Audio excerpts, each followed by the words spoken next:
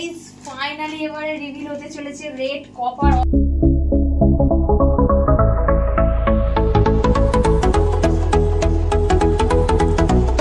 দেখো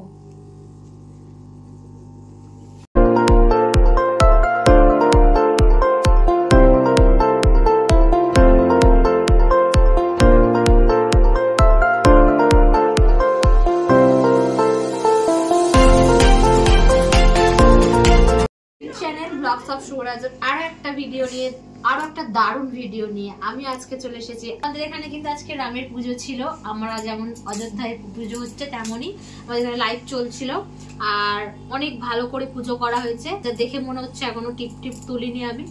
তো আজকে ফের আমি আরেকটা অর্ডার দিয়েছিলাম মাছের, তো সেই মাছটা চলে এসেছে। কিন্তু তোমরা দেখেছিলে যে রেড রোজ ছিল, ইয়েলো কপার ছিল আর ফায়ার রেড ছিল।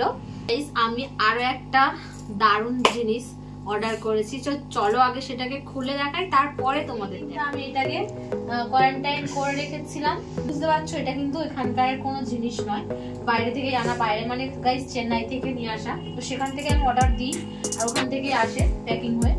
তো চলো গাইস আগে মাছটা দেখিয়ে নিই, আগে তোমাদের দেখিয়ে দিই। ভেতরে কিন্তু থেকে আসে, এর ভেতরে দুটো তিনটে কিন্তু প্লাস্টিক আছে, আর যার জন্য এর মধ্যে অক্সিজেন আছে, তারপরে পাতাও দেওয়া আছে।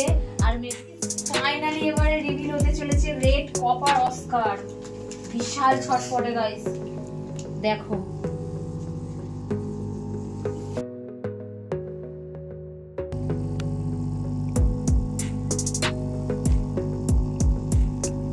এটা কিন্তু ভাবছে খেতে দিচ্ছি, একদম হাতে এসে কামড়াচ্ছে। বিশাল খাউন ধুরগুড়ে মাছ একেবারে, দারুন দারুন। অস্কার অস্কার অস্কার, পুরো ট্যাঙ্কটাকে অস্কার বানাবো, আর যেটা আমার বরের খুব পছন্দের, আর ওকে আমি জ্বালাবো, কেননা ওকে তো ও তো অস্কার রাখতে পারবে না, কেননা ওই মাছগুলোর সাথে অস্কার তো রাখা যায় না, আর আমি এখানে সব অস্কারই রাখবো।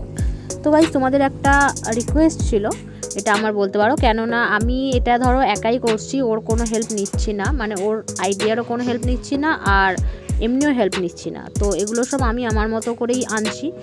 আর এই ট্যাঙ্কটাকে কিভাবে সাজালে ভালো লাগবে, কি রাখলে ভালো লাগবে, ভালো হবে মাছেদের জন্য, সেটা কিন্তু তোমরা অবশ্যই আমাকে কমেন্ট করে জানিও। আর আজকের ভিডিওটা এই পর্যন্তই থাকছে, আরও অনেক রকম অস্কার আমি আনবো। তো দেখা হচ্ছে নেক্সট ব্লগে। তো ভালো লাগলে একটা লাইক করে দিও, বাই।